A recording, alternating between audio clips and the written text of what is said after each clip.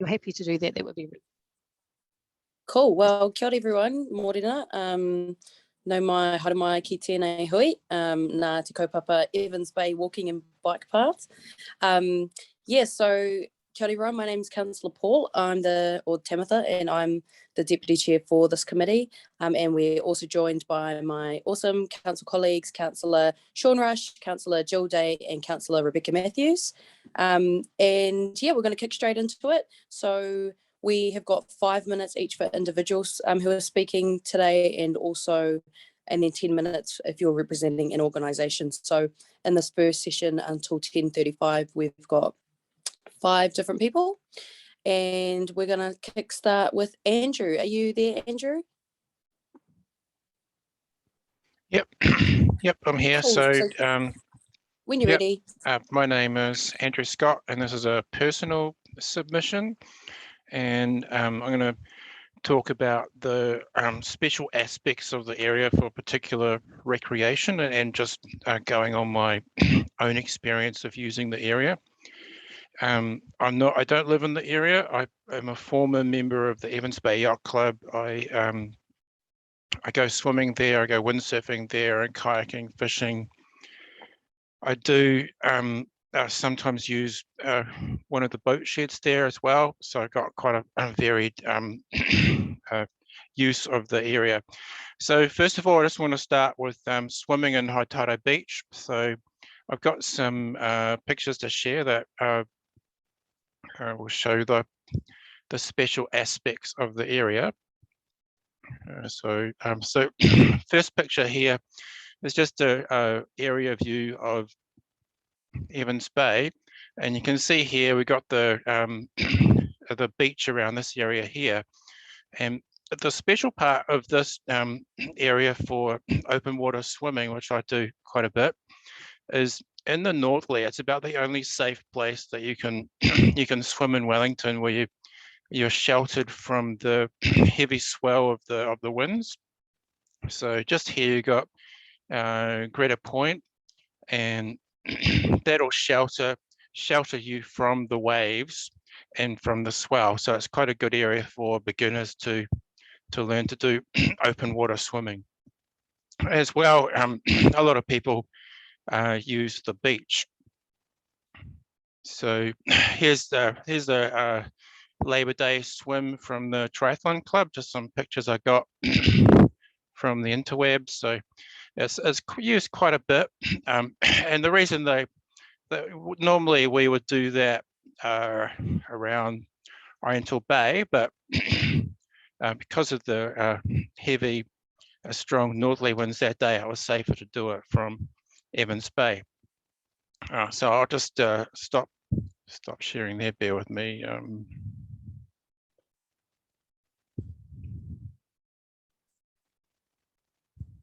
we go.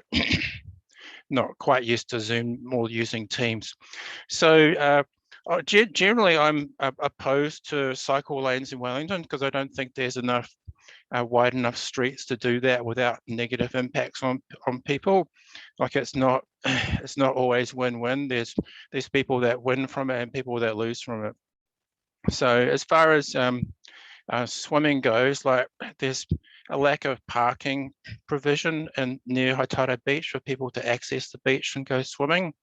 There's no, people would typically store their belongings in their car, so they could get their belongings nicked. And it's not good for disabled use. So some people actually swim because they can't walk or run, and they have no provision to get to the beach for disabled use. Moving on to the boat sheds and yacht club, there's a lack of provision for parking, and it's also, I think, difficult for maintenance as well, to actually, like if you're unloading some piles or something to put in the boat shed or the yacht club to do maintenance, there's nowhere to safely do that, to actually get that heavy timbers and so forth down to where you need them. And as well, people that go boating and sailing, they have quite a lot of heavy gear. They have centerboards and sails, which they would typically take to their to their yacht club or their place of sailing. They wouldn't typically store them at their boat, and they have kayaks and so forth, which are quite heavy and difficult to move. And there's no provision, easy provision for even like a 10-minute unloading zone near the yacht club and the boat sheds for people to get that gear out and move it to where they want to put it there. So that sort of concludes what I wanted to say. I mean, I think, yeah, the cycle lanes good for some recreational users, but negatively impacts others. Awesome, thanks Andrew, and that was perfectly on time. And what I might do is, if we have some time at the end, we can just ask questions of all submitters and have a bit of a free-flowing kōrero afterwards. So thank you for that, Andrew. And sorry, Andrew's submission was on page 42 if you have it in physical copy, and page 52 if you're using Diligent. So next we're going to Emma Osborne. Morena Emma. And the run sheet is formatted weirdly, so I can't tell if you're representing the Wellington recreational marine fishers. No, okay, cool, no, all good. And your submission is on page 70 if you have the physical copy, and page 80 if you're on Diligent. And I'm just going to get the timer ready. So you've got 5 minutes, and then if you want to answer any questions at the end from councillors, then you can leave some time for that, but I'll let you know when you've got 1 minute left. Kia ora, Emma. Kia ora. My name's Emma Osborne. I'm submitting as an individual. Thank you to the councillors for creating this space. In my remarks, I want to particularly thank a number of groups that have supported this proposal. I want to first say that I am strongly in favour of the proposal. I think the changes in here are going to make a really big difference for people walking and people riding bikes of all ages and abilities. I want to thank people who don't themselves ride bikes, who have so willingly got on board with sustainable transport in this plan. I know not everyone who supports this is themselves a keen cyclist, and to me that's just really heartwarming that so many people have recognised, for a low carbon city, for a city where we have choice of how we get around, actually making cycling infrastructure of a standard that not just people like me who cycles pretty much everywhere can use, but people like my 7-year-old daughter who's just getting the hang of riding independently can use, and that's safe off the road cycle infrastructure. I also particularly want to acknowledge all the keen cyclists who already ride everywhere, who have got in behind advocating for a standard of infrastructure that doesn't just work for the people who already ride bikes, but which actually makes it much easier for people who don't currently ride, or who don't currently ride often, who are interested in riding, to give it a go. Having a connected infrastructure with all the links there is a huge difference to having infrastructure that's got some great bits, but some bits that just don't join up. And I'm really heartened to see Wellington City Council embracing this and committing to joined up cycling infrastructure. I am also really heartened to see a proposal that doesn't put walkers and people who ride bikes in conflict, and doesn't put people who ride bikes and people who use mobility aids in conflict. And I want to particularly acknowledge the submissions from Prudence Walker on behalf of the Disabled Persons Assembly, and Ellen Blake on behalf of Living Streets, who have also strongly supported this proposal, and the points they make in there about the merits of having space for walking, space for biking. We're not fighting over the same small scraps of space, but seeing that the council has actually recognised that making a city that works for people is about giving people choice in transport options. And we've got a proposal that does that for walking, does that for bike riding, does that for more efficient bus transport around the area. And like the previous speaker, I agree, it's a really, really special space. And Yeah, so and I also want to raise the point that a number of submitters have made, that good separation between biking and walking areas works well for everyone, be that at a minimum a tactile strip between those areas or a physically separated barriers. These make it really clear, particularly for new bike riders, exactly where the bike lane is, and having consistency in kind of marking of which spaces for walking and wheeling, which spaces for riding bikes is really helpful. So I particularly commend those ideas around tactile strips and separated medians as working well for everyone. Thank you. I'll leave, I think, a minute for questions. Yeah. Colleagues, does anyone have any questions for Emma? We've got about a minute left for that. Yeah, I'll ask a question, Emma. So you're from Vogeltown, and I live in Roseneath Hataitai, so this would be a massive benefit for me as a guy that's a keen cyclist. I've got a 7-year-old as well. But I can't get the kids down there and back. So how does that sort of square with being able to utilise this facility? I'm looking forward to trying out the bike racks on buses. I've also got a cargo bike which lets you pop a scooter in, or a small or trike or something like that. But yeah, it'll take a lot of joining up before this really works. But it's really exciting seeing the commitment from the council to actually joining infrastructure. Cool. Thanks, Emma. That was a really good answer. Thanks, Emma. So now we're going to move on to Jim Mikos this morning. Morena, Jim. So you will be representing the Wellington Recreational Marine Fishers Association. Your submission can be found on page 73 of the physical document or page 83 on Diligent, and you have 10 minutes because you're representing an organisation, but do leave some time at the end if you wanted to answer some questions. Kia ora. Hey, I've written what I want to say. So, good morning. My name is Jim Mikos. I have been president of the Wellington Recreational Marine Fishers Association for over 10 years. This is the organisation the past Minister of Fisheries, Honorary Doug Kidd, instigated to represent all the Wellington region's marine recreational fishers. I was the secretary of the Wellington Surf Casting and Angling Club for 27 years. We'd hold our monthly events and competition weigh-ins at the Evans Bay Yacht Club rooms, which we jointly share. We have hosted the New Zealand Angling and Casting Association national fishing competitions a number of times. Our events bring visitors to Wellington who use the city's accommodation. The Wellington City Council should be encouraging us to hold such events. Likewise, the Wellington City Council should be also encouraging the Evans Bay Yacht Club to hold more national sailing events to attract people to Wellington. But these events require car parks, not a reduction in car parks.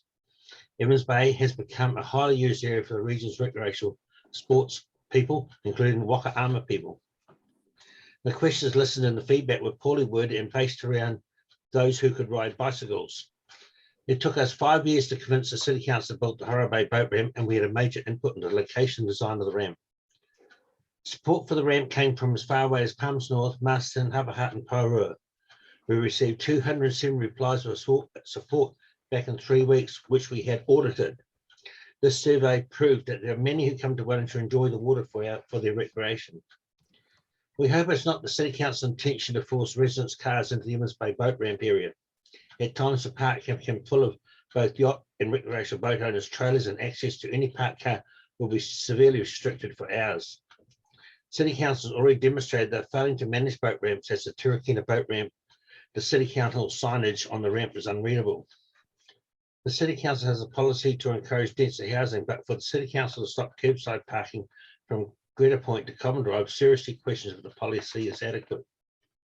The road round to Turakina Bay from the corner of Lyle Bay on the 20th of October 2021 had 30k signage with 50k road markings painted out. On the 2nd of November 2001, new 50k speed signs had been installed and 50k road parkings painted on the road. Is this how the City Council intend to manage the road around Greta Point and Common Drive in the future?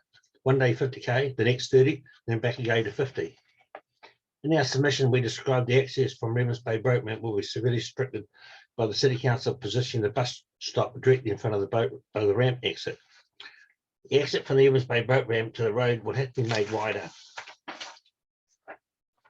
There is a serious health and safety risk being presented by the City Council along the pedestrian path, and it has been constructed in concrete. The risk will be to the runners and walkers who are guided by the City Council signage to use the path. When concrete becomes wet, algae will grow on it, making the path very slippery and dangerous. The City Council built an environmental disaster for marine life as the tar seal on the cycleway is leaking oil into the sea.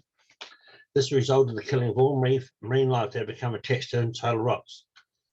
At the runoff pipe, there's no sample filter to protect marine life. The road down Evans Bay is a route for all heavy vehicles, buses and fuel tankers to reach the airport or Miramar. Dangerous goods cannot be transported in any tunnel in New Zealand. This road should have been widened from Greta Point to Common Drive. Making the road narrow will create major issues, as this road is a designated route for all parliamentarians and diplomats to the airport. At every election, City Councillors promised to ease traffic congestion at Mount Victoria to improve traffic flow to the airport in Miramar. After every election, all the City Councillors failed to keep their promise, and now the City Council will be causing massive traffic congestion right back to the city or back to the airport from Greta Point. In future, with a narrow road, it will cause emergency vehicles to become trapped in the easily predicted massive traffic holdups. The ability of emergency vehicles to reach a major crash at the airport or a marine disaster at the harbour entrance or the south coast will be severely hampered by the proposed access restrictions. When the City Councils have signalled they want restricted access around Greta Point to Common Drive, all because of a handful of cyclists. Disasters always result in a loss of life, which will result in an inquiry to see if the loss of life could be prevented. The access restrictions will equally prevent emergency vehicles' quick access, and time may prove the City Council is partly liable, and this may result in millions of dollars being paid out through the courts. The plan to reduce the road width for cyclists have been poorly researched, as those with $5,000 to $14,000 bikes will not ride them on the designated cycleway, as it's already become full of scooters and electric bikes. Thank you. Thanks, Jim. That was almost perfectly on 5 minutes, so that means there's actually 5 minutes left for questions. So, colleagues, does anyone have any questions about that submission? Tam, we've got a few people we haven't heard from yet. I'm aware. I'm just because Jim's got 10 minutes. Oh, so, I get you. Yeah, and I don't think this is functioning like a like the in real life forums, because yeah, so I think we're just doing the standard time, so Jim's still got 5 minutes left. Sean. Yeah, Sean, you can ask a question. Sorry, just the setup I have makes it difficult to do the buttons. So Jim, I mean, so Evans Bay phase 1 is largely complete. We've got the Common Drive section done. It really would undermine the utility of those sections if we didn't go ahead. I guess what would you say would be the best thing we can do to accommodate the people that you're representing, on the basis though that we still went ahead and put in the cycleway? Well, being the secretary of the fishing club for 27 years and knowing quite a few of the Evans Bay Yacht Club people, it's real critical we still have have these members, and we need those car parks for the members. We can't just say you're walking from Lyell Bay to our club rooms. That won't happen, and we'll lose members. We've got to seriously look at in the past, the City Council supported our club rooms and supported us and virtually told us to become a part of the Evans Bay Yacht Club. To help them with their finances of funding their club rooms, and the City Council are pretty good about this, and the City Council looked after us in the past. Jill. Is it all right? Yeah, Jill, I can hear. Yep. How many members do you have, Jim? 120, and for some unknown reason it's increasing. So we had a slump in junior members, but now we're getting a lot of seniors coming through, and it's what did we have? We had a club night, and we had 60 people there. Amazing! I've never seen it before in my life. But so our membership's getting quite strong, and we know from our access, because it's restricted when the Evans Bay Yacht Club hold their national yachting events there, and there's heaps of yachts there, so we're still going to look after these people who go to the area. And also I was talking to the people from the Āmua people who I knew from Pūroro, but now they're coming over to Wellington to use their Āmuas in Evans Bay, because the Pūroro harbour's too polluted with that sewage pipe blowing out. Well, it didn't blow out. They didn't put the caps on it. So the sewage come out to the top of the pipe. And hey, Jim, I've just got another question for you. And then Councillor Rush's got another one. How do you guarantee parking for your members? Do you have a car park, or is it just a free for all with the public parks that exist already? Most of them park in the yacht club park where they put all the yachts and everything, because there's no clash of dates, because we're having our meetings on the Wednesday, the club nights. But sometimes we have, when the yacht is having a big event there, we'll go to Niwa and have our weigh-ins at Niwa, and it attracts a lot of people there. But heaven knows what's going to happen now, because I know there's a plan for that car park there, because my daughter's involved with it. Do you know what that plan is? Are they turning into a building, or money? It's all top secret there. Okay, Councillor Rush, got 1 minute left. Oh, thank you, Councillor Paul. I think there is a bit of a renovation going on at Niwa. So Jim, so there seems to be a lot of space around where the Coast Guard building is, down that part of the, closer to Cobham Drive. I mean, is that an area that we could maybe identify as to look into, to make available on, heavy event days, for example? Oh, funny you should mention that. I talked to the Āmua ladies, because they'd parked all along where people wash their boats with the 3 taps along there. And I said, well, next time you have your Āmua event, grab that area to the side of the other side of the boat ramp. There's no taps there, and spread out over there with your boats and your tables and all this sort of thing you're doing over there, because they attracted quite a few people there. Okay, so there might be some scope to rationalise some of that space. Thanks, Jim. Yeah, I told them to put up some cones and just call it theirs, Cool. Well, thanks, Jim. That was really good, and we were able to cover quite a lot of breadth there. So thank you. And now we're going to move on to Trish. Morena Trish, thanks for coming along.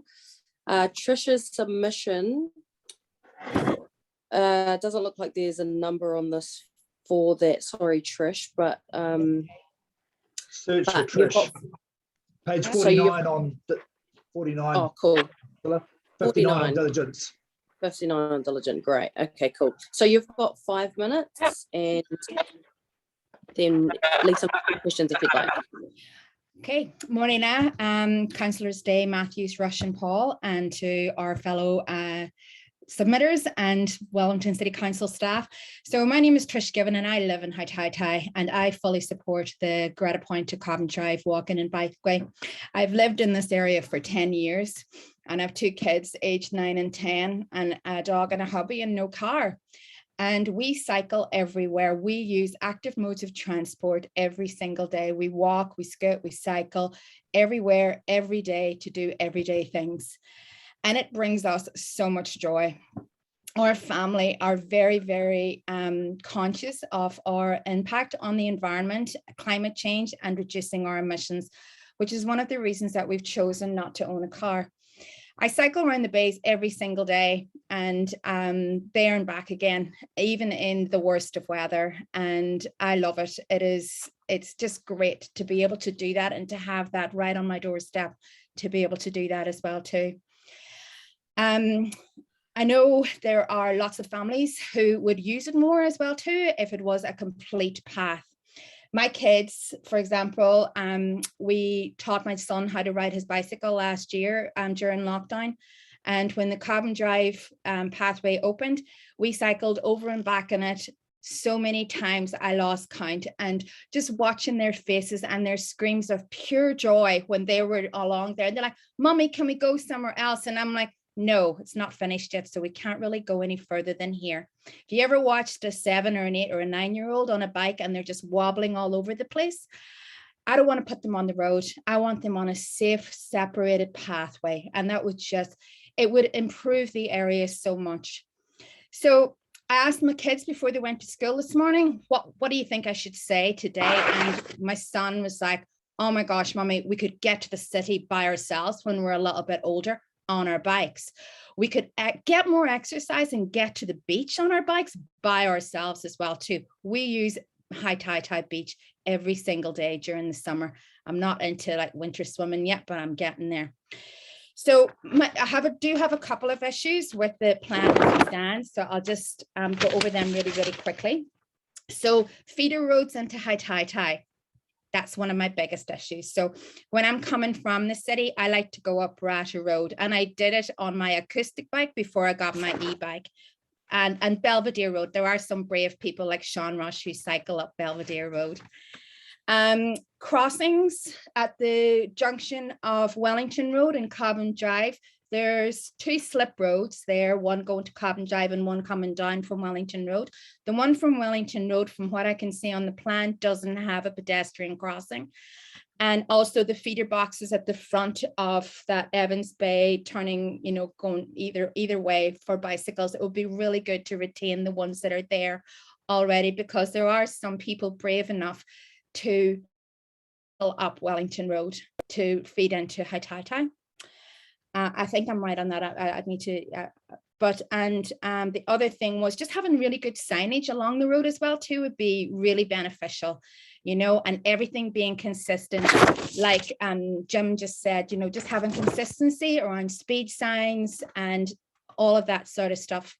So why I think it would be great is it supports Wellington City Council climate action strategy, which is important for our country and it's important for the whole world in general. You probably get from my accent, I'm not from here, right? So me offsetting my carbon footprint in every possible way is my goal in life, because there may be a time one day when COVID has calmed down a little bit that I might be able to get on a plane back home. The other thing is investing in active modes of transport encourages our kids to get out on the street. Do you remember when you were a kid, you're out, you're biking around the place? There wasn't as much traffic on the road. I want that for my children. I'm not doing this for me. I'm doing it for future generations. And the vision of having a completed safe cycleway becomes a reality. Imagine being able to cycle the whole way from the eastern suburbs right out to the Hutt Valley. That's just like, I just think that's just such a wonderful thing. It'll make it a destination place where people go to come for a great day out on their bikes. People get on their bikes and their cars to cycle out and do the Hutt River Valley one, right? I want them to come to our community to do that, to support our local businesses and all our local recreational things to do that, and to be able to do it safely and get everybody out there and encouraging them to do this all. The way that it's laid out as well too, it'll help. Trish. Oh, am I sorry, over? Did you want to just wrap up and then yeah. Slowing down the traffic in the area is awesome as well too. And then we all get there together to do this. I know change is hard. It's really, really hard. This change will be beneficial for everybody, not just us on cyclists and walkers. And also, it might get my husband out on his bicycle as well too. And it'll leave the sitter better than what it was when I first got here 10 years ago. Thank you. Kia ora, Trish, thank you. And I'm sure there are lots of questions for you as well. So hopefully we'll have some time left at the end to explore those as well. And then our final submitter for the morning, sorry, it's quite windy here, is Frances Belvin, who I believe is here, but prefers to speak with their camera off. Is that correct, Frances? Yeah. Cool. So Frances' submission is on page 77 of the physical submission, physical papers, or page 87 on diligent. So Frances, you've got 5 minutes. Do feel free to leave some time at the end if you wanted some questions, but we will be having a bit of a conversation after you're finished as well. So yeah, take it away. Well, thanks Samantha. So Frances Belvin, I live in the area. My family, we've had 5 generations living and playing in Evans Bay. I personally swim, sail, occasionally kayak fish, and cycle in the area. I'm actually opposed to the proposed cycleway from Wera Point to Cobham Drive. I'm not against cycleways per se, but in this particular part of the cycleway, I'm opposed to it because it doesn't consider other users.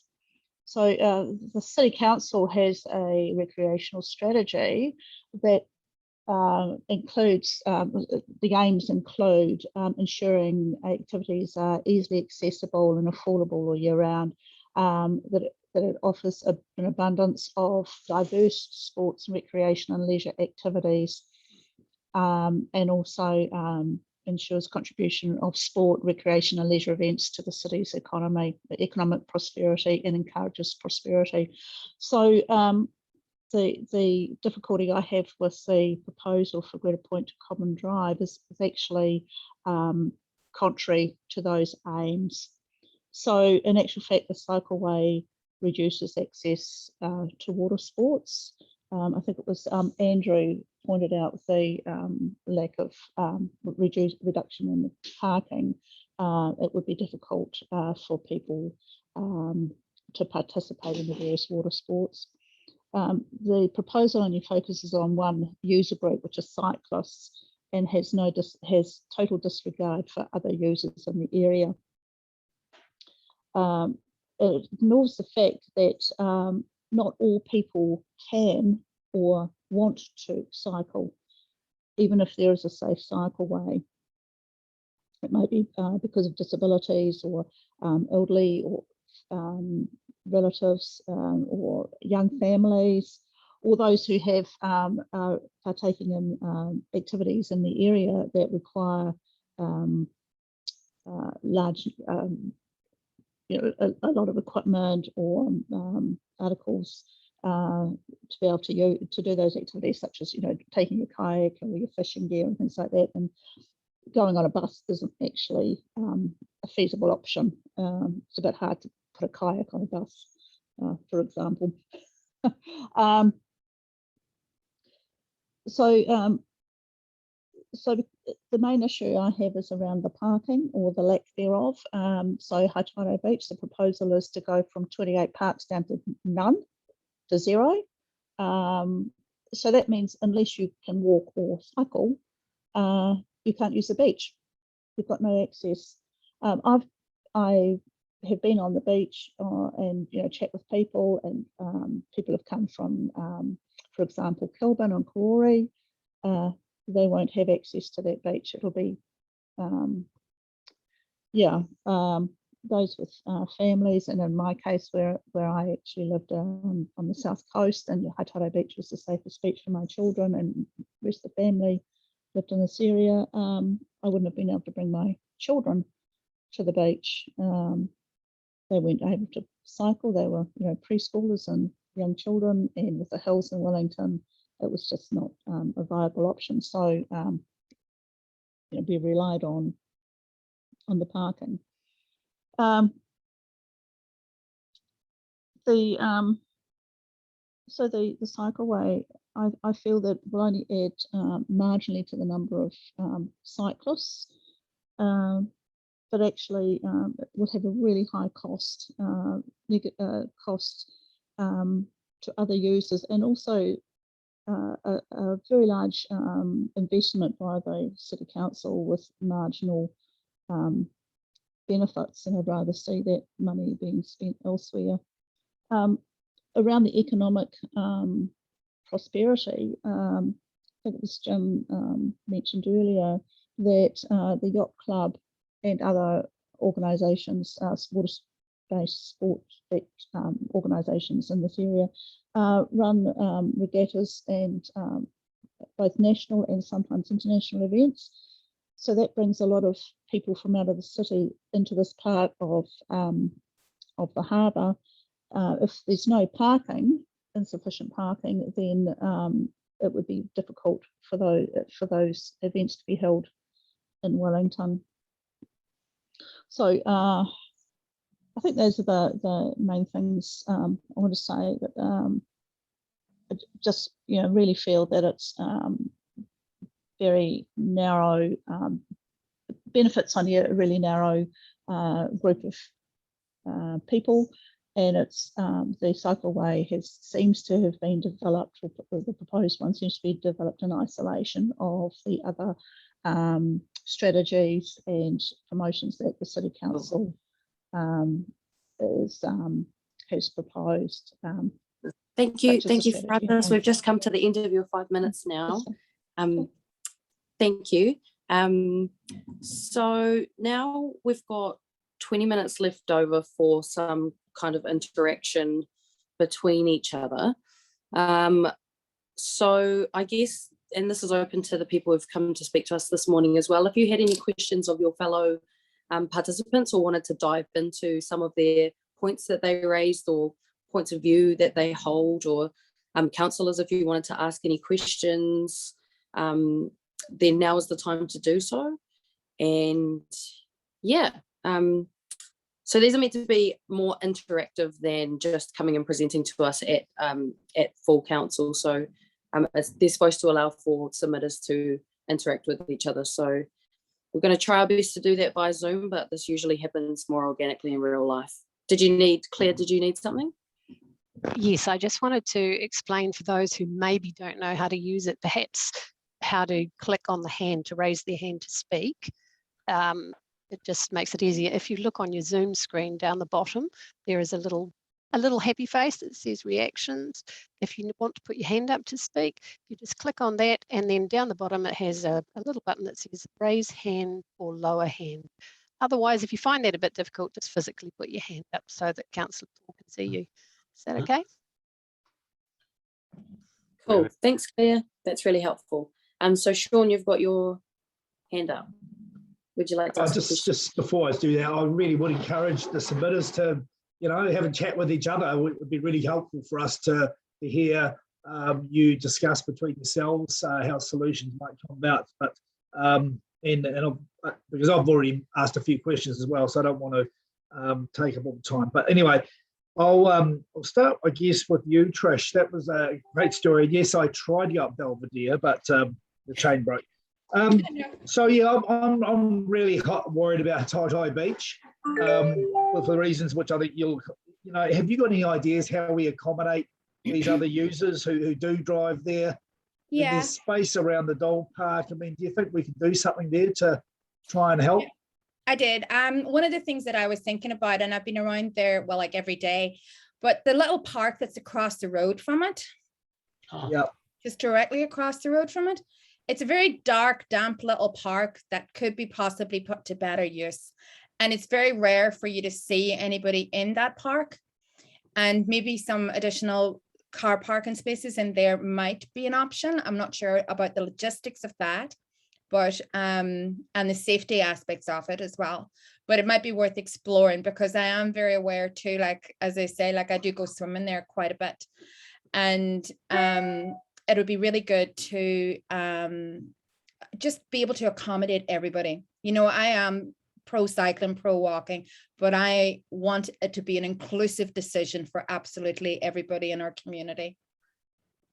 And it'd be really good to just look at that. Cool. And Andrew, you had your hand up as well? Yep. Sorry, just unmuting.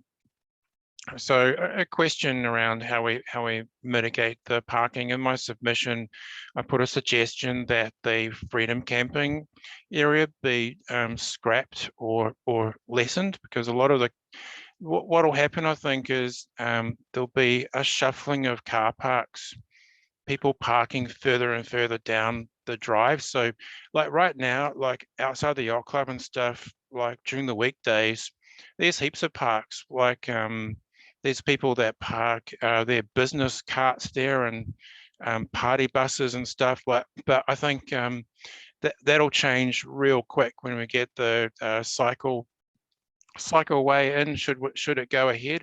And yeah, I think a lot of the parks there, you don't notice it so much now because of COVID, but a lot of people park there in the freedom camping area, and it consumes a lot of car parks that could be made available for recreational users, like the people that want to use the yacht club and regattas and so forth, and they're just not available at the moment.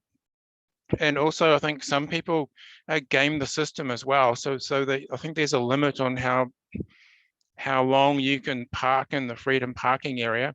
But I think some people will park there for that limit, and then they'll move on to the street, and then they'll go back into the zone once they've finished their minimum period of being away. That's really good. I'd like to consider at least some loading zones for people to get their heavy gear out, like kayaks and outrigger canoes and stuff. It's just not practical to take them on a bus. And this proposal will limit access to people that use the water for recreational access. Cool, thanks. That's a really good point. Did anyone want to ask a question or discuss that kind of point of the freedom camping or anything that Andrew just brought up? Well, I think the freedom, can you hear me? Yeah. Yeah. I think you've got to allow for these people the freedom camp. There's no camping park in Wellington, because in the Hutt Valley. You know, unless you're going to allow people to park there, and you've got other places around the coast where there's no off-road parking, no camping, no this. Yeah, we're a city of no, don't do this, and no, you can't do that. I think you've got to open yourselves up and allow these people to be there, because they're bringing another life to Wellington. Some of them even stay, you know. So, but the other thing, getting back to parking, he was talking about the parking. I think there's a lot of consideration should be given to all the guys who've got the utes there unloading gear to do working on the houses and all the other stuff that's around there. You can't shut those people. They can't carry ladders 3 miles down the road to work on a house. And there should be loading zones now for all these people, off-road loading zones. The other thing the Yacht Club, they've got photos in their room of people who've won Olympic medals. You know, we can't just shut them off and they can't get any more members. They've got a huge youth organisation there, and they take out time to teach these guys to sail out in the Evans Bay. You know, you've got to look at the wider picture of all the other people who do things, and sure, we've got to recognise these people who are training people to get Olympic medals. That's pretty good. Thank you. Thanks, Jim. Did anybody want to respond to Jim's point before we go to Councillor Matthews? I'm kind of on the same point, sorry. No, that's good. Yeah, just trying to keep the conversation flowing. Got 15 minutes, so no rush. Good, you go. Yeah, I think basically these are some good suggestions about how we can make sure that the car parking that is available is most suited to support the activities that are important to these communities. So I think the idea of some loading zones, and I just also wanted to raise the point that Andrew made about mobility and disabled users of the so because I know that we've recently put in a couple of mobility car parks, because there is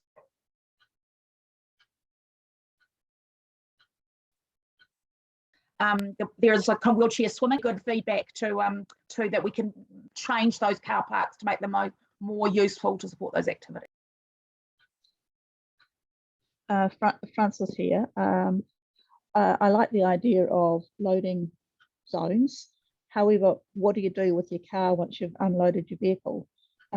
Along between Greta Point and Tom Drive, there's only 2 side roads.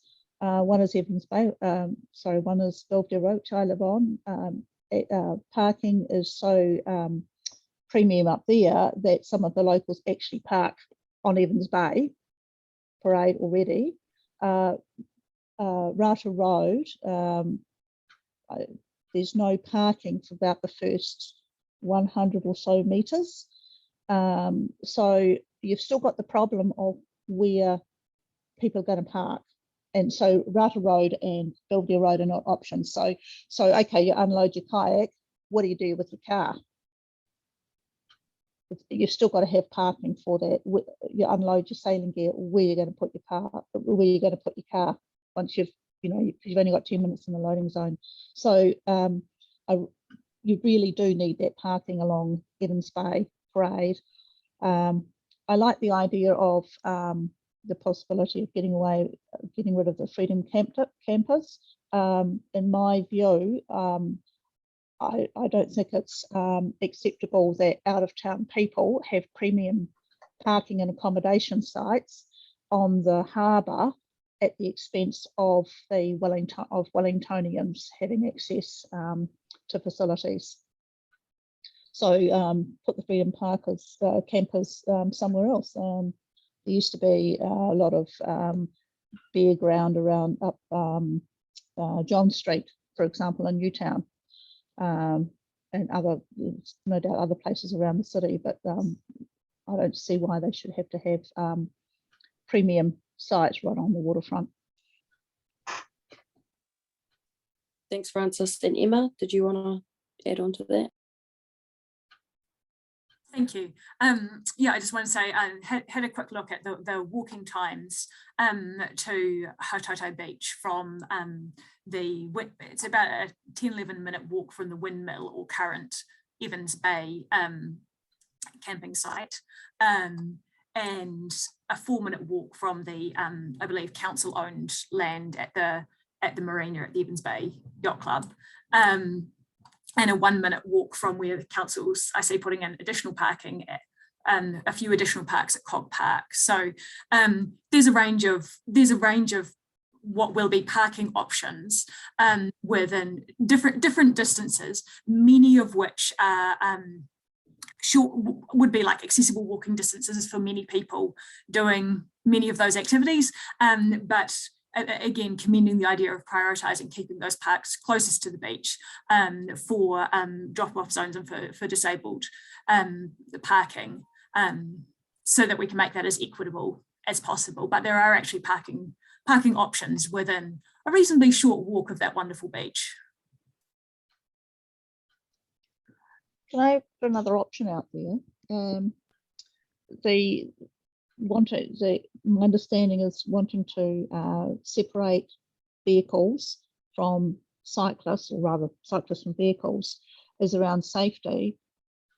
What about an option of having the cyclists with on the road, which is the current situation, but a narrow cycle lane identified, and reduce the speed limit down from Greta Point to Cobham Drive or part thereof, so and that way make it safer for cyclists while still retaining most of the parking.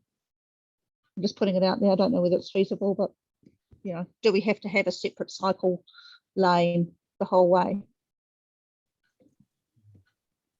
Yep, Emma. Thank you. Responding to Francis's point, do we have to have a separate cycle lane? Having a separate cycle lane is a huge difference for cyclists who are not confident road users, including children. I think the New Zealand Road Code recommends children under 10 are not yet ready to make judgment calls around vehicles riding on the road. And earlier, Councillor Rush asked a really good point, saying, well, I live in Vogeltown, what's this to me and my kid? And I gave a quick answer to that, but just building off that and Francis's point, do we need a separate cycle lane? My daughter biked to school yesterday. It was great. I'm really proud of her. I also carried her bike down 2 flights of steps. As Councillor Rush points out, I live in Vogeltown. It's hilly. Things connect up via sets of steps, and she's 7. She can't ride on the road, especially not with the heavy vehicles around here. Actually, the flat bits of Wellington are really precious for getting people who are not yet confident riding bikes into cycling. Those few flat bits we have, having meaningful cycleways around that flat land is actually a huge part of making cycling a realistic transport choice. There's got to be something in between riding around the school court and kind of riding on the hills of Wellington, and using spaces like our waterfront areas are a really important part of getting there. Awesome, thank you, Emma. And Jim, I'll give you the last word before we wrap this up, if that's okay, Sean. Yeah, there's lots of people riding bikes in Wellington. You know, you've got the learners, like you just heard about, And I think that bicycle track should be there. But my daughter is like a semi-professional, goes around the velodrome, goes racing around Lake Ferry on the weekend, and they're clocking huge speeds and clocking huge miles. And she says they can't afford to ride on the cycleway because it's cluttered up with scooters and little bikes and little people. And her bike's over $5,000, and she's not going to go charging to that and prang a bike up. So I think you've got to define who's going to use your cycleway and why. And like she says, she follows the cars around whole Evans Bay. She could pass them at any stage she likes because she's pretty good on it, very fast on a bike. So you've got to define who you're going to target the cycleway for, and what are you going to target? How are you going to target the people who are professional, almost professionals on bikes? Because she's got $3,000-$5,000 bikes, so she goes everywhere with all different bikes, you know, and goes into triathlons and stuff like that, you know. So that there are another generation of people we don't even know about who are going lickety split everywhere. Thank you. Some good points there, Jim. Thank you. Well, thank you everyone so much for joining us this morning, for your contributions and your thoughtful submissions. And it was awesome to have a different a spectrum of views on the cycleway and the bike path. So thank you. We will take those all into consideration, and yeah, really thank you for taking the time out to come and talk to us this morning. Thank you. Thank you. Thank you guys. Have a great day. Thank you. Thank you for the chance.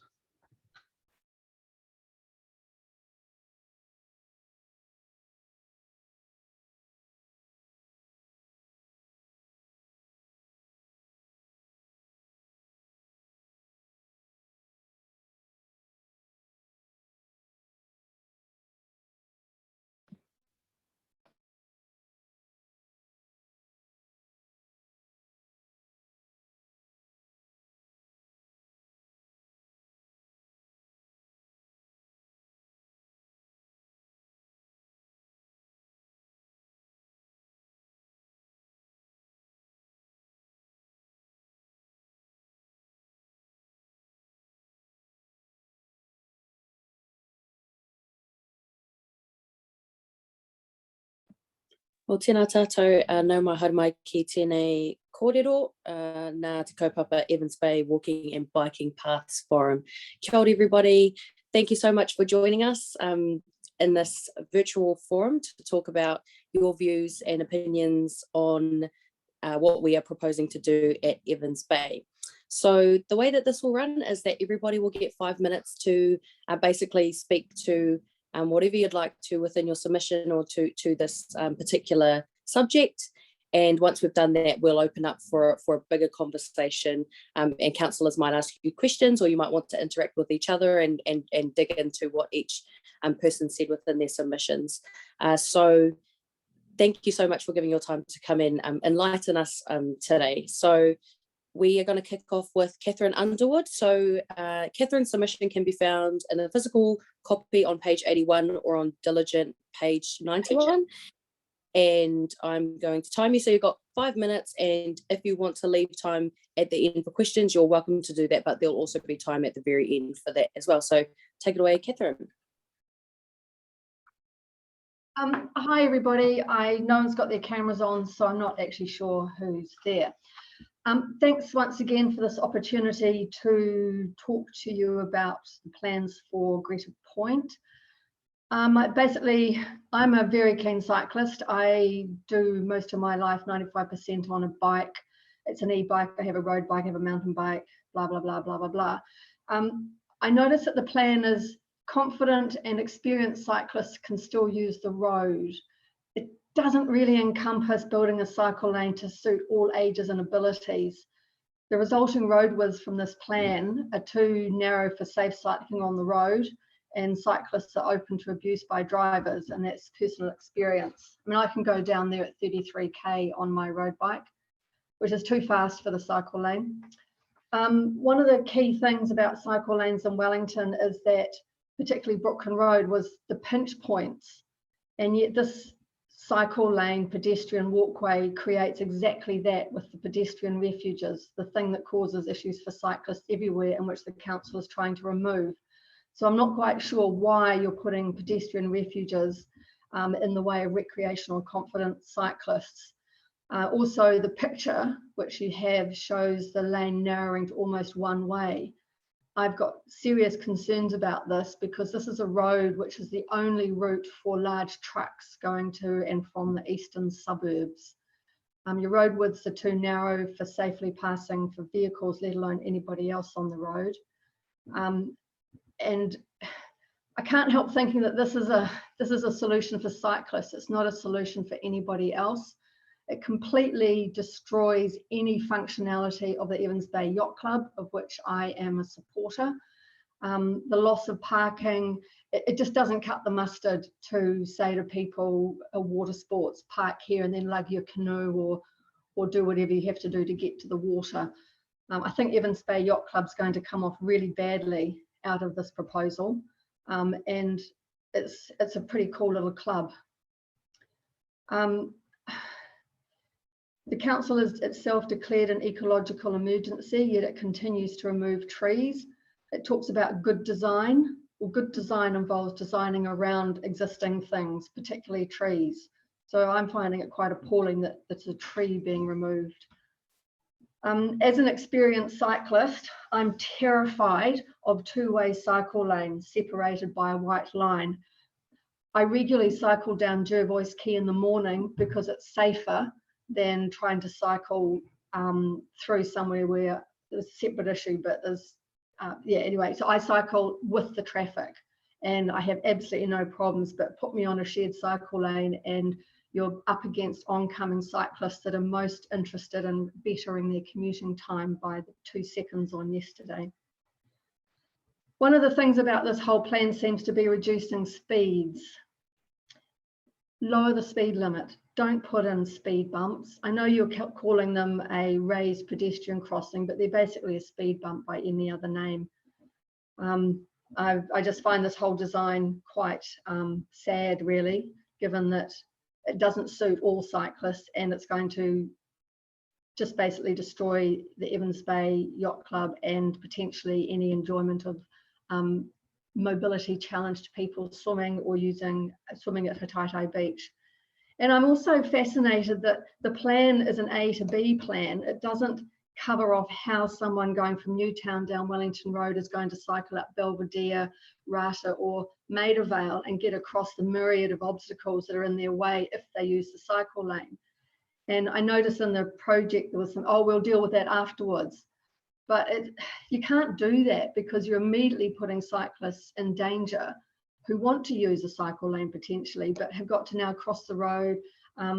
Yeah, but anyway, this is a plan that only works for cyclists, and I put a swear word in here, but I won't use it, and basically stuff everybody else. And I'm a cyclist. That's me. Thank you. Thanks, Catherine. That was pretty much on time, and looking forward to engaging more in your submission after everyone's had their say.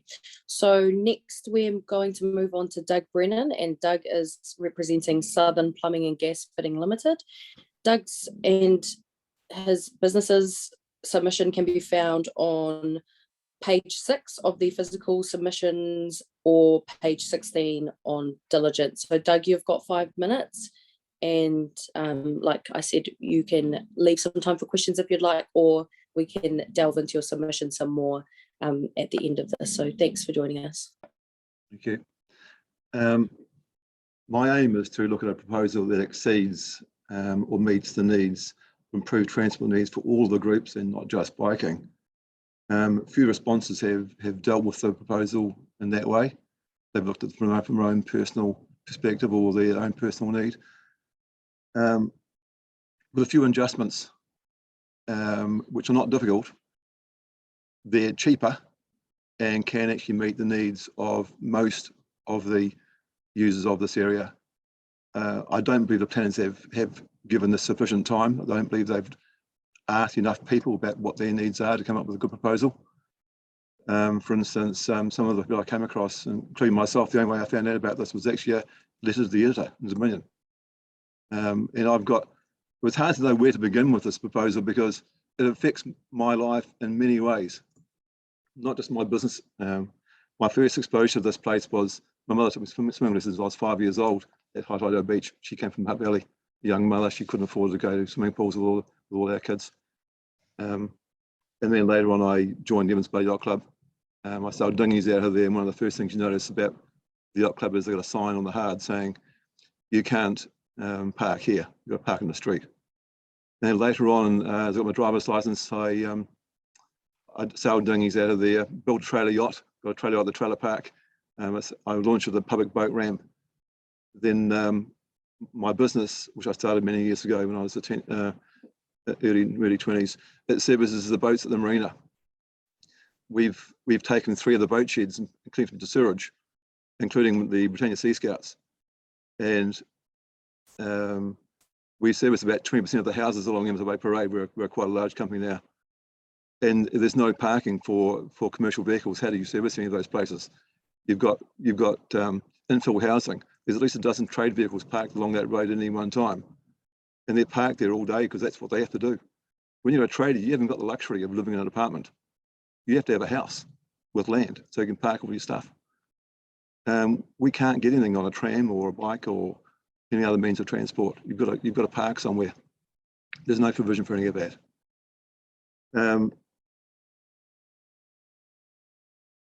The survey that was put up by the council was a difficult survey, really. I don't think you can read too much into it, because most people who are like me and the previous respondent, we love bikes. I've got 3 bikes.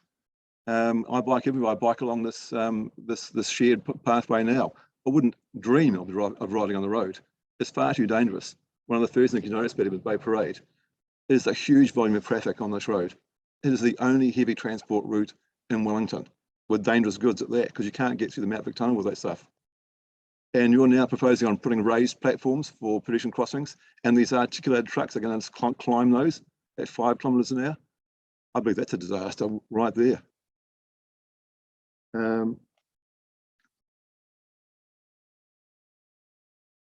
So in my, I think the council should just walk along Evans Bay Parade and just have a look at how stage 1 has gone for the council. What you'll notice is that the road width has been narrowed and there's hundreds of bikers riding on the road still. They're not going onto the new bikeway, and cars are now passing the bikes into the next lane on the corners. How is that improving the safety? The very outcomes that have been put forward by the planners, almost none of them have been met. And yet with a few small changes, they can almost all be met. I'll give an example.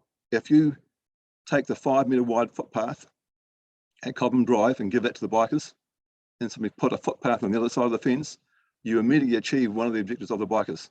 And I'm pro biking and I'm pro boating, very much so. I also own a boat shed in that area, my family does.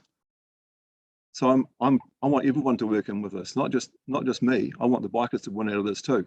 And we can meet the objectives of the bikers by allowing them the 5 metre footpath at Cobham Drive all the way through to the yacht club, put a simple footpath on the other side of the fence, meeting the separation requirements of the bikers. That's what they've been demanding.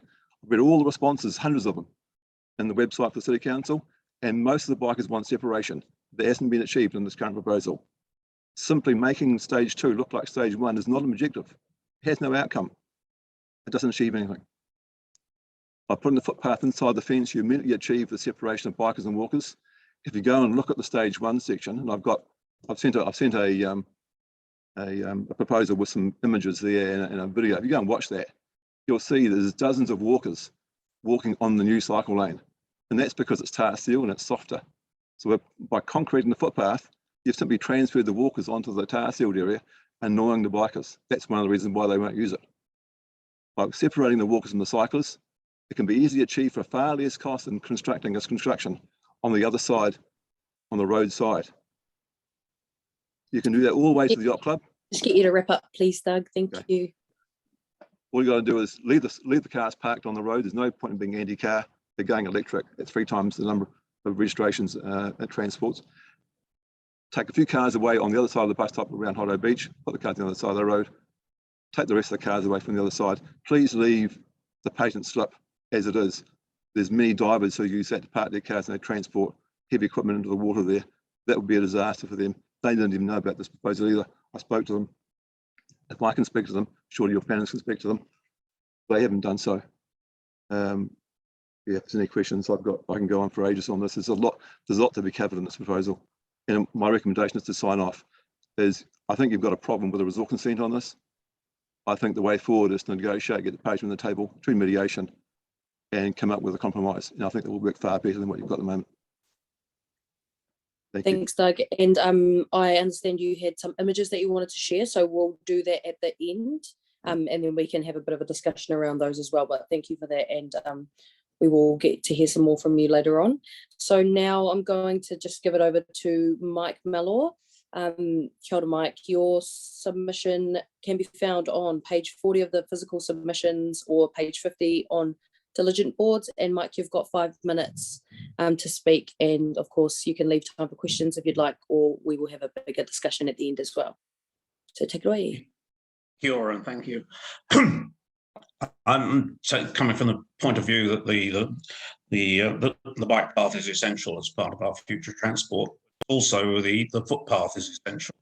And the key thing from my point of view is actually the return of the footpath to being a footpath as it was before the shared path was created along here. And let's not forget there were actually bike lanes along the road here for a while. That was a council change that turned it into a shared path. I think we need to learn the lessons from the first parts that have been completed, and I agree with the previous submitter on this. That first of all, the width of the footpath on the current sections being built is woefully inadequate. In some places, it's down to barely a metre. That is not going to get people walking, and it's going to encourage people to walk on the cycleway because it's adjacent to it. And the point has been made that the cycleway is actually a much better surface for walking. It is quite frankly absurd to have the most expensive, hard-wearing and uncomfortable surface for walkers. It's reinforced concrete. You could drive a truck along it. And walkers aren't insulated from the road surface by pneumatic tyres. They've got their feet straight onto it, and it is uncomfortable, particularly since it's part of the Great Harbour Way, which is long-distance stuff. You walk along that for the whole distance between the city and Miramar, which is designed to do, and your feet are going to tell you that you've done it. Next, there needs to be seating along there, more seating than is currently proposed, because people walking like to have somewhere to sit, and it's a wonderful place to sit. There are places to do that, but it's important that be prioritised. We've talked, there's been a mention of speed bumps and platforms for pedestrian crossings, and they are an excellent idea. Well designed, they do not cause the problems that have been alluded to. They don't cause trucks to do anything silly because they're designed to go over the bump at the speed of the road. So you go over it at 30 k's and you barely know it's there. You go over it at 40, you certainly do know it's there. And that's the whole purpose of them. And the next point is that all driveways and side roads doesn't apply to this bit, but driveways need to be marked so that it's clear that people on the footpath and the cycleway have priority. That is a real problem at the moment. And nearly my last point, the clutter. The street clutter, such as light poles, rubbish bins, etc., always seems to get dumped by default on the footpath, reducing the narrow width to even narrower. There are some really bad examples along the Oriental Grade bit of the new cycleway. That needs to be designed so it minimises road space it takes by road. I mean the whole caboodle. And not just by default just dumped on the footpath. And lastly, the bus stop design is vital. There are going to be more and more people on the buses. The 24 route is one of the top 10 bus routes. It's just had its off-peak frequency doubled. So that with reducing the number of bus stops, which probably a reasonable idea, but the ones remaining need to be better designed for people to wait, for people to cross the road to get to them and to avoid conflict between the cyclists and pedestrians. And that's me. Thanks, Mike. You've actually got a little bit of time left if anybody had any questions. Sean, yep. Yeah, Mike, just probably you mentioned the bus design. So current. Sorry, I can't hear you, Sean. Sorry, Mike. Thanks for just on bus stops. So the current bus stops that have been modified in phase 1, and I think will happen with phase 2, are designed to be what they call in-lane bus stops, which is where the bus just stops in the middle of the road and traffic needs to queue up behind it. And there's an efficiency gain there. Is that something that you would support? I think it's. I think that is a sensible use of road space. So the buses take far more traffic than the other road users do. Noting that it's also an important freight route, and while it's a busy bus route, it's only half hourly during most of the day. So you're stuck behind. Your chances of getting stuck behind a bus are actually quite small. Okay, thanks. Thanks, Mike. Be cool to delve into that public transport stuff later on because that hasn't been touched on yet today. So thank you. Now we're going to move on to Dylan Packman. Kia ora, Dylan. So Dylan's submission can be found on page 80 of the physical submissions and page 90 on diligence. So you've got 5 minutes, Dylan. Thank you. Great, thank you. Thank you for your time today, everyone, and great to be included. Yes, let's get started. So I only put in really short submission. I am strongly in support of this bike path. Thank you, and I think that it's vital that the council builds a network across the city so that people can, get across the city. It's really frustrating. Well, it's excellent to see progress, but it's so frustrating to see the delays in actually joining the bits together. So I'm really looking forward to that happening. And when people realize that they can make those trips, I think it'll be an enormous change. Now, look, we've got a bunch of things happening in our city. We've got the population increase that's indicated to happen over our coming years. We've got the removed parking minimums for new developments, and we've got the increase of number of dwellings on a section. We've also got increased numbers of car ownership and all of these other critical things, and a climate crisis. We need to help people get out of their cars and onto bikes and other modes of transport. We've also got 1/3 of the pipes needing to be replaced. I'm not too sure how many of you used Willis Street while that pipe was having some issues, or Victoria Street. There's going to be a heck of a lot of transport disruption. We need people to be on bikes, but this is a must for so many reasons. I really encourage to hear people saying, change the speeds around here. This isn't State Highway 1. Yep, totally change it to 30k. This isn't the primary freight route. It isn't so many things. It's a scenic way. It's the Great Harbour Way, as people have said. Lower the speeds. You'll hear other people saying that there's yachting, there's dog parks, there's a childcare centre. Lower the speeds. Those are all great reasons. Lower the speeds. This isn't for people like me. I already cycle. This is to encourage other people to cycle. I'm one of the people who's stubborn enough to cycle despite everything that happens. And yeah, that the increase, as part of that, I use an e-bike. I live up in Brooklyn, love the Brooklyn cycleway because I'm far less in danger of being squished. I previously lived in other places around the city. E-bikes, 75,000 being imported this year, I think it is.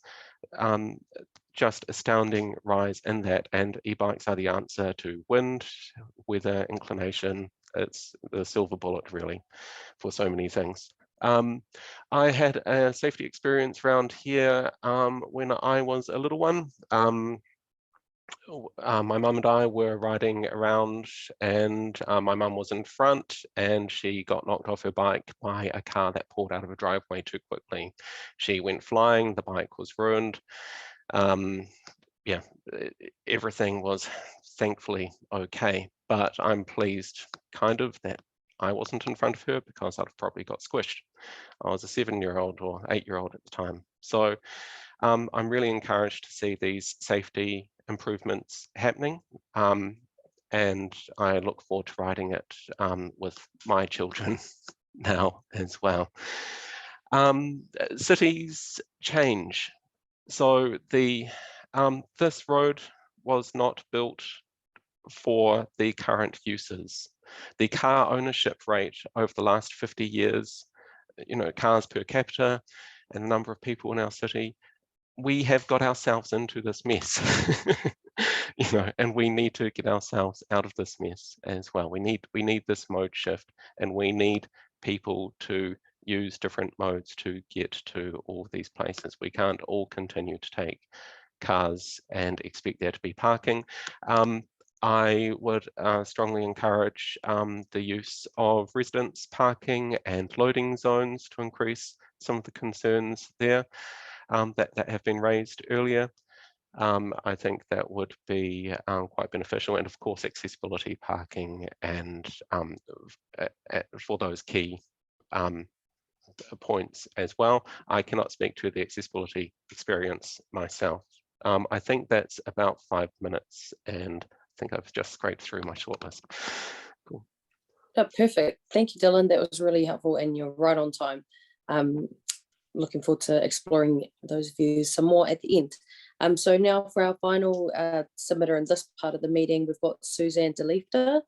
Susan, sorry, doesn't have a submission attached to our documents, but we will get sent it as part of the papers for this later on. So Susan, you've got 5 minutes to tell us all about it. It's a bit of a surprise. We're not sure what you're going to say, so looking forward to hearing what you have to say. Hi everyone. Firstly, I completely agree pretty much with what everybody else has said. It's the complexity of it is huge, and there's so many different ways of thinking about it, and the way that these changes are going to change our experience for each of us. So I'm a little bit nervous, but anyway. So rather than repeat, I'll just go to a few points that have arisen specifically for me. And one is the change to the parking, particularly at the south end of Evans Bay Parade, which the reduction in parking there is quite drastic, going from somewhere near 80 to 8 car parks, I think. And just to illustrate, I own a house at 510, and that's up steps and up a cable car. And on that road frontage between 508 and 512, there are 12 dwellings currently, accounting for houses that are split into several different dwelling units. And as far as I'm aware, 19 adults at that small road frontage. And I think that this occurs, at other places along the parade as well, where there's, quite an intense infill. And there's likely to be some more developments, I would say, in the future, as people identify this as a beautiful place to live, and there is opportunity to subdivide some of these sections. So for me, the retention of a significant amount of residence parking is important. When I first moved there, it was 1995 or so, and there was all the public parking in the marina, and so that's been given up to the camper park, which I actually think is awesome. It's brings life to the area and colour and all. But one of the downsides of that, which is already making quite an impact on the residents' parking, is that there's quite an overflow often, so that Evans Bay Parade is regularly lined with huge vehicles that some of them seem to be semi-permanent even. There are also a lot of commercial type, like trailer, like food truck trailer sort of vehicles that are semi-permanently parked along the parade as well. So I think, you know, in considering the parking, the intensity of the residential units must be considered, and also the like having some restriction on people who are not residents using that parking as a sort of dumping zone for vehicles, you know, over a period of time. So that's that part. The other thing that really struck a chord with me when I read the submission, firstly, I totally, you know, I really agree with the city goal to reduce vehicle use. And yeah, so I'm not against the, you know, the proposal, but the thing that it seems to me is that this is a proposal that's trying to cover off everybody, and it's not a situation that can work. And in terms of safety, the Haitara beach area, that really is something that is a place where my grandchildren go. It's it seems to me it's one of the few really truly small family friendly beaches in Wellington around the harbour edge. And if you take parking away from there, what young family is going to, you know, walk for the 500 metres or a kilometre or whatever, you know, with your staff and all of that? It just becomes a no. Wrapping up when you can. Sorry, Susan. Thank you. Okay.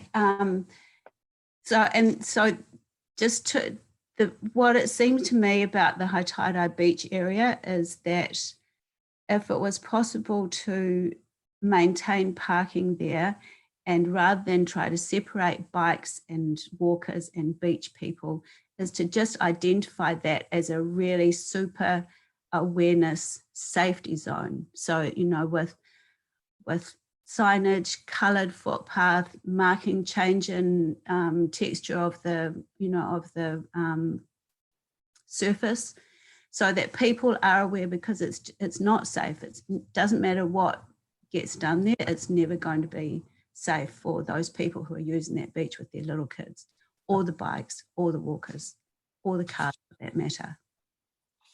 So yeah, thank you. Thank you so much. Thank you. So now we enter the more casual part of our discussion, and I just wanted to note that we've got two WCC officers here with us today. So we've got Bridget and Daniel here as well. And are there any things you wanted to say, or a little introduction, Daniel or Bridget? Okay, hi, I'm Daniel Cancross. I'm the Principal Transport Engineer. I'm also Acting Project Development Team Leader. So we have a project manager, part of this project, Hilary Fowler, who's been in contact with a lot of the businesses and things, but yeah, I may be able to answer any direct questions that anyone might have. Hi, I'm Bridget Parrott, and I've been working on the communications for this project, and yeah, supporting Hilary Fowler, who's the project manager. Thanks, Bridget and Daniel. So I think the way that we will run this section is, so most importantly, if you wanted to say something, ask a question, contribute to discussion, anything, could you please use the hand up function? Now, I believe this is for Windows, I actually don't know where it is for Windows, but usually you go into participants or you can click more and there's a raised hand function. So if we can just use that, that would be really useful. And obviously, if you want, you can ask officers questions. Councillors might ask some questions to delve deeper into more detail into your submissions. But I thought a good place to start would be just starting with Doug's images that he brought prepared today, just having a look over those, and that could be a good start of discussion. So Claire, if you could pull those up, that would be awesome. Thank you. And Doug, did you want to? What? Sorry, Councillor Paul, I had Heidi talking to me just at the time you were saying that to me. Could you just repeat it for me, please? Oh, so we're just going to pull up Doug's images. Okay. Cool. And Doug, if you just wanted to speak briefly to those, and then we can have a bit of a discussion around those. Okay, just give me one moment while I share the screen. Okay, because you'll disappear. Now, can you see the screen? It's got a video to play. Can you see my screen? One of the assertions by the planners were that people aren't using this, or there's a problem with a shared bike lane. You'll see there's a bike here approaching some walkers, and they very easily ride past. That's that first video. Here's another one. There's not a problem with a shared bike lane. As you can see, here's the transition. The transition's almost a transition. They've sabotaged this transition, where it's far too short, and this is what's causing the bikers a lot of problem. This is the Tour de France. This road, it's heavily overused for all kinds of traffic, and now you've got bikers, and of course there you've got the car going across the centre line, passing outside the centre line. It's not safe. It's worse now than it was before, because it's a metre and a half narrower now than it was before. And I didn't spend all day getting these images. These images were taken over 15 minutes and short put through. Here's the car again out in the centre line or on the bend. And this is not just in one bend, it's everywhere. And as those cyclists come around those points, they had a large gust of wind down to 5 kilometres an hour, and it's very difficult for them. This is where you need to put the parking for this high tide beach on the other side of the road. If you want to get rid of the cars on this side, put them on the other side. It's quite easy to put the cars on the other side. There's a lot of people actually walking on the crossing and come across. Here's again more images of bikes passing the shared lane.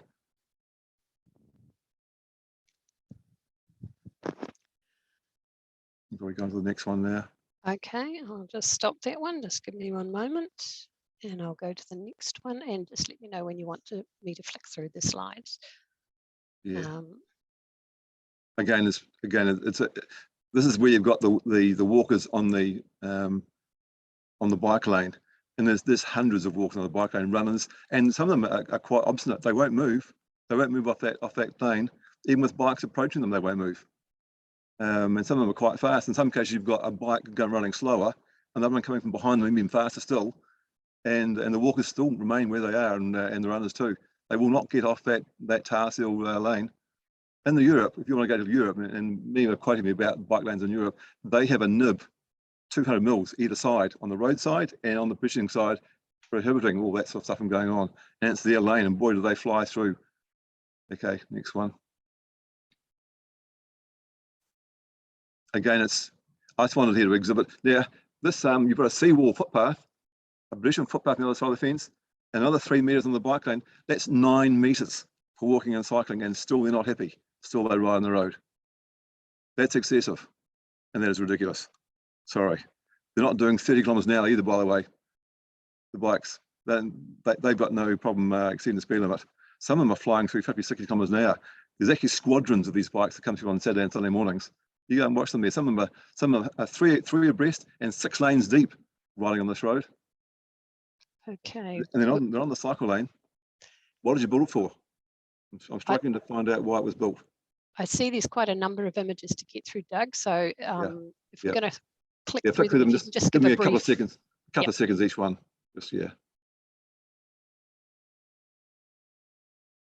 Can you see that one? No. Just go to the next one. Oh yeah, just go through, and you'll get an idea. Just go through them all. Just go through them one after the other, 2 seconds each, kind of thing.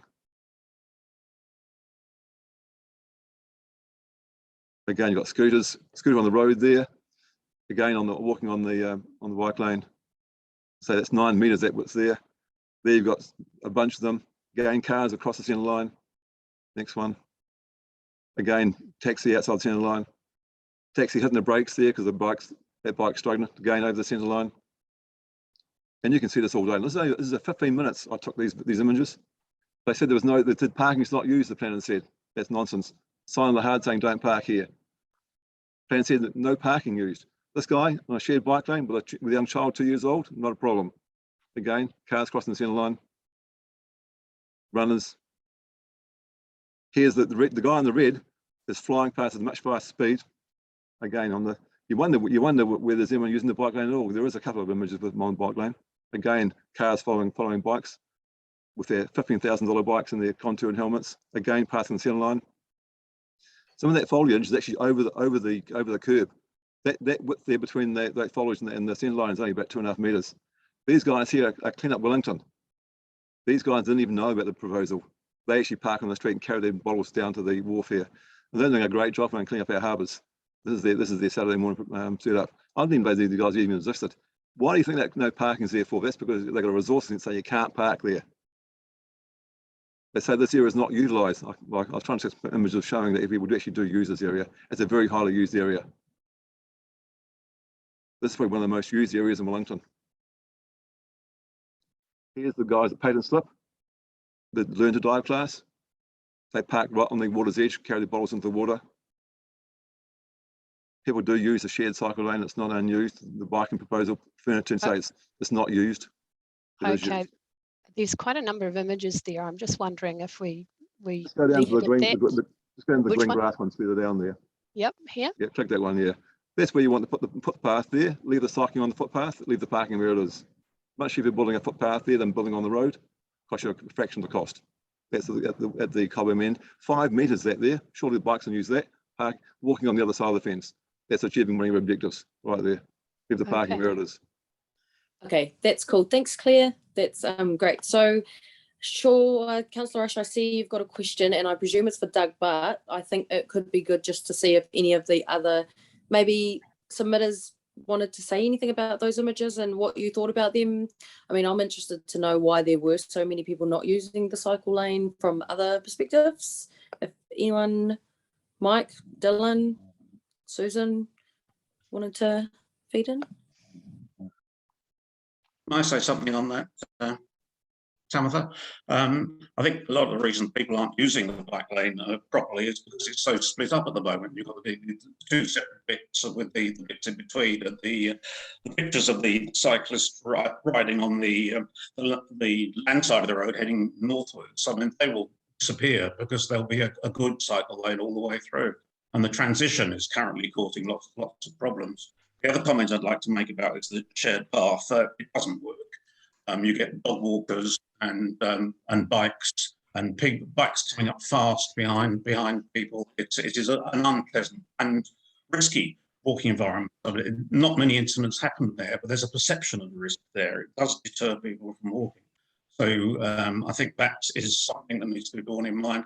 As for putting a path on the other side of the fence there, yeah, that strikes me as being quite a good idea. But there are other trees there, so there will have to be a sacrifice to be made. So there's lots of interesting questions there.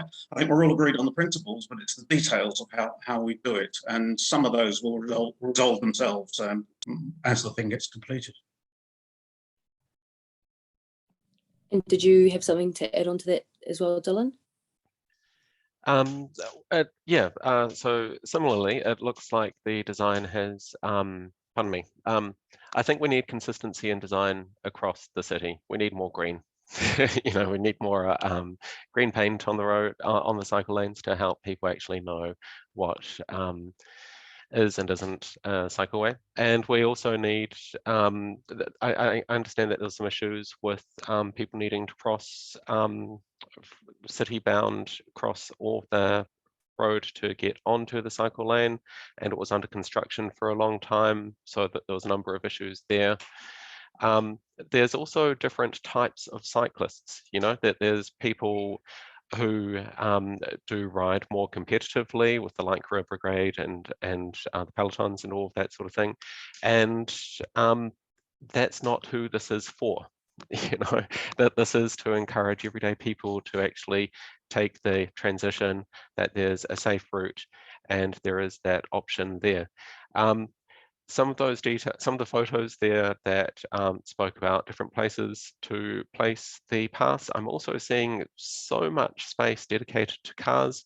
It wasn't always dedicated to cars. Should it continue to be dedicated to cars? Should we consider the status quo as the, you know, it is not how it has always been, and it shouldn't be how it always is.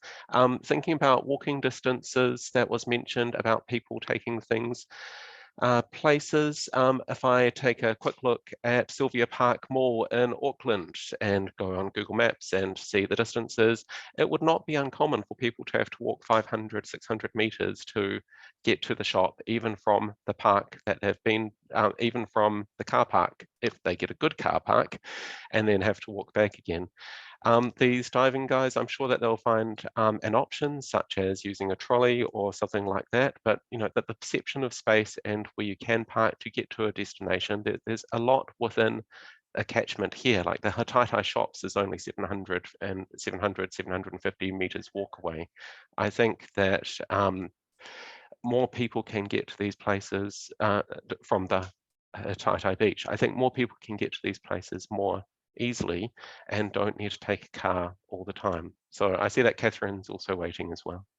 Yeah, so Councillor Rush, I know you've got a question, but I'm just giving them an opportunity to just have their say as well. So yep, Catherine, and we can all see you as well, Catherine, and our cameras are all on. I'm not sure if you can see us. Might be having some technical difficulties, but yep. I can't see anybody else's camera. I was quite interested in that because I felt everyone should have their cameras on. The only person I've seen so far everyone's cameras are on. It might be an issue with your computer. Cool. It probably is. I'm not very technical. I was quite interested in those photos that Doug had taken, and I was really pleased to know that I wasn't the only one that didn't feel comfortable on the cycle lane. I think Mike was quite right. The construction stage is a disaster. And that's one of the reasons why I don't like using it, because you never know when you're going to come across a red cone in the middle of the road. Also, using it going from Evans Bay into town, I don't like the transition where you have to actually cross the road. And just to put it in perspective, in the weekends I do long road rides and mountain bike rides, but I do my entire job, 95% of it, on my e-bike, which requires me to cruise all over Wellington. I think one of the issues with this is we're turning pedestrians into cyclists rather than drivers into cyclists, and I'm appalled at the lack of road rule knowledge, which should apply to cyclists as well. And I think that's one of the issues with the design of the cycle lane, is that it's not designed for all ages and abilities, which is a clear mandate in the description of the proposal. It doesn't work for the pelotons. It doesn't work for experienced cyclists. And I do agree that, you know, everyone needs to find a different route. Not everybody can cycle. I've got lots of friends in wheelchairs. I've got elderly relatives, and yeah, I just think that there's some serious design lacking here to consider everybody. If you're in a car with a boat coming out of the yacht club, you've done your day's sailing, you've got to negotiate pedestrians coming in both directions, then you've got to negotiate cyclists coming in both directions, and many cyclists don't look, because they're on a cycle lane, they think they're invincible, so they don't cycle defensively, people don't walk defensively, people don't drive defensively. And then you've got to navigate traffic coming in both directions, particularly if you're turning to go right. And this is a major traffic route. Any truck with dangerous goods that cannot go through the tunnel has to go around the bays or through Newtown, which is full of traffic lights and all sorts of other issues. So this current design does not suit everybody. It puts cyclists on a pedestal above everybody else. And even as a keen cyclist, I think that's wrong. And if you look at, someone mentioned the Brooklyn Road cycle lane, the numbers haven't even reached pre-cycle lane numbers for July, August and September. There's a slight increase in weekend numbers. This is flat, so it may have more people because it is flat, but yeah, there's lots of things wrong with it. But anyway, that's me. Okay, I've finished. I see Dylan did want to respond to some of those points, but first, I'm Daniel, a government employee. Our population in the office sorry, hasn't. Dylan, sorry, Dylan, but the people aren't just... back at work yet. It's unfair to measure it directly. Okay. All right. So can we please use to keep this respectful, because there are lots of different views, can we please use the hand up function so that everybody has a chance to be heard? And I just wanted to ask Daniel if there was anything you wanted to feed in, just so we've got some good facts and information, which is always good for a good, robust debate. Yes, thanks, Councillor. Look, I think part of the reason why people are still using the road is because it's still under construction. We've done the bit from Point Jerningham down to Little Karakate, and we've kind of got the bit under construction around Kio Bay, which is in the lower bit. So there's still the bit in the middle. So if you are kind of riding, you have to temporarily, just until the middle bit's constructed, kind of cross over. So I think a few people that are quite confident are still going to continue to use the road until it's all completed. But I think once we have a good facility in place, it'll be separated and protected the whole length. Very confident that people will continue to use the cycle lane. You'll still get the very confident people who are the lycra clad brigade, which I heard somebody referred to them, who are very confident to ride on the road in amongst the traffic and ride at high speed, and they will continue to ride on the road and are legally allowed to do that. I think, yeah, that's probably the only point I wanted to cover at this stage. Thanks, Tim. Thanks, Daniel. That's really helpful. Okay, Councillor Rush, going to give you your opportunity to ask a question now. Sorry, just thought we'd get it that goes back going. actually to way back to Catherine's first comment, or one of her first comments for you, Daniel, I suppose, about the two-way cycleways are dangerous. I mean, I assume we've done some research from overseas and examples to understand that. But I mean, that was part of the original, the first consultation, wasn't it? Whether we wanted two-way. Yes, yeah, that's absolutely right, Councillor Sean Rush. Look, there's a massive amount of experience overseas. These guidelines, we look at the capacity of how many people we expect to use the facility, and that somewhat dictates the widths that have been provided. We would have been 4 or 5 years ago, we did consultation with the community in the first section, just as you mentioned. Do we want cycling facilities on each side, or do we want a two-way on one side of the road? Certainly, the community felt that having a two-way on the ocean side of the road was the best option. It clearly doesn't have too many driveways or too many things that can cause safety problems for people using it. So that's, I personally feel, it's definitely the right facility. So in terms of the widths, yeah, that's somewhat dictated. We have kind of heard really quite a lot throughout this consultation feedback, really not to compromise the facilities. And that's kind of when we kind of get the jam between should we provide parking or should we provide good quality facilities. In the past, I think kind of 3-4 years ago, the thinking was to try and compromise it a little bit more. We've got some clear strategies in place now to provide good facilities. So this proposal really only looks to compromise it where we only have to compromise it a little bit and still continue to provide that two-way facility and a separated pedestrian facility the whole length. Okay, thanks. Mike's got a question, I see. Yep. So Mike, did you want to add on to that?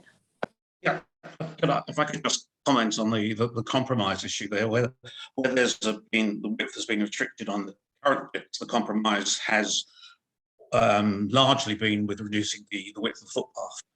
And I think that's something which needs to be thought through carefully, whether it is the pedestrian facilities that should be reduced if there is a need for compromise.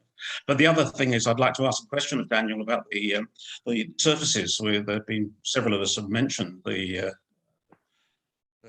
hard, rough concrete surface, and people actually preferring to walk on the cycle lane because it's smoother, and why those surfaces have been chosen. Yeah, so when we looked to do the first section, so that was along Cobham Drive and the first part of Point Journey, and we had some urban design people involved. They looked at the different kind of surfaces and felt that having kind of the shells within exposed aggregate concrete was very aesthetic and nice looking. It provides a good somewhat delineation between having a kind of a whiter surface and a black surface to provide delineation with the different spaces. We also had feedback that both kind of surfaces are kind of suitable, both asphalt and concrete, for walking. We have recently heard that the hardness is a little bit different from an engineering point of view. Kind of both materials are particularly hard. You can have a look at Young's probably getting a little technical, but Young's modulus looks like the hardness of different materials, and there is a measurable hardness, but from the impact of people and their feet on different materials, it really is not that much different. But I think somewhat the exposed aggregate concrete with not as smooth a finish, it might be what people are kind of feeling as being different. So that's something that has kind of been looked at, and really that needs to kind of be resolved in the detailed design. But I certainly, heard this comment quite a few times. So. Thanks. Cool, thanks, Daniel. Susan, so I'm just gonna let Susan have a say because she hasn't said anything in this part of the meeting. So Susan, did you want to? Yeah, so I can't work out how to do the hands up thing, so I'll just use my real hand. I think it's really important to consider the southern part of Evans Bay Parade as quite separate and unique to the northern part, which clearly lends itself to having a roadway and to having a cycleway and to having a footpath. And I think that because there's so many different uses going on there, that it's a point of conflict that's always going to be a compromise. And my view would be that in light of the city aim to reduce vehicle use in the long term, is that it's actually the roadway that should be compromised before the cycleway, before the footpath, before the parking for the recreational users. To me, if we're real about that, we should be hardcore about, the road is not the thing that we're going to privilege anymore. And that's what I would encourage the council to consider.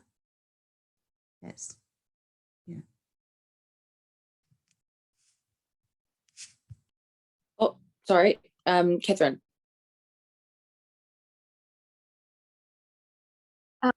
Thanks, Tamitha. I just had a question for Daniel. He said that the community was most supportive of the cycling infrastructure on the same side of the road. A couple of questions. One is, how many of those community were actually cyclists that wanted to access Belvedere, Rata or Maida Vale? And secondly, how does he propose, after the cycle lane has been installed, to cope, to respond to those people that want to turn either left or right, depending whether they're going north or south, into those streets? And please don't say it's a hill, because I do have friends that cycle up there on human-powered bikes. Yeah, okay, Look, I don't have the numbers of people who responded to the initial consultation 4 or 5 years ago. It's all of that information is available on the council's transport project website if you want to go back and have a look at the history. I think it's about 73% or something. To be honest, I can't really recall, but that is available, all of those numbers. Secondly, it's okay. You don't need to have all the answers to that, Daniel, because you are on the spot. So it's not a Q&A session. It's not a Q&A session for staff. Okay. Yeah, no, that's didn't know that she was going to ask questions of officers, but Daniel, don't feel that you need to answer those. This is more of the views being heard, and we can take those on and ask those questions as well. But don't feel that you need to have all of the details right now. Dylan, we'll give you the last word and then we'll have to wrap up and head back into the main meeting. Cool, thank you. Just the connections to the existing Brooklyn Road cycleway at the moment do not exist very well. So, and it's similar to what's happening here, right? So you've got cycleways on Victoria Street, you've got cycleways on Brooklyn, and in this example, you've got cycleways on Oriental Parade and around Evans Bay. And we're missing those bits in the middle. We need those bits in the middle to join up to actually create a network, to actually show people that there's a safe way to get around the city, that there's an alternative way that they can try. For me, heading into Webb Street, there's often like dump trucks that are behind you, turning left up the hill, and there's pinch points there, and it's all a bit silly. We need these bits of infrastructure to be connected into a network, and I'm really looking forward to that middle section that's currently still under construction to be completed, and trying it out. And again, thank you everyone for your time. It's been really excellent to take part in. Thanks, Dylan. Some great positive words there to end off our session together. So thank you everyone that's come to submit to us this morning, and for that constructive conversation towards the end. A special thank you to Daniel and Bridget for joining us and being able to answer some of those questions on short notice. Thank you so much for that. So now we are going to head back into the main Zoom room to conclude this Planning and Environment Committee meeting. But any submitters that have any follow-up questions or thoughts, you know where to find our emails. Do feel free to get in touch. I know Councillor Rush wanted to get into the submissions a bit more, but that's okay. There are many more opportunities to do that outside of this session. So thanks everybody, and have a great day. Stay safe, and colleagues, I'll see you back in the main room. Thank you. Cheers. Bye-bye.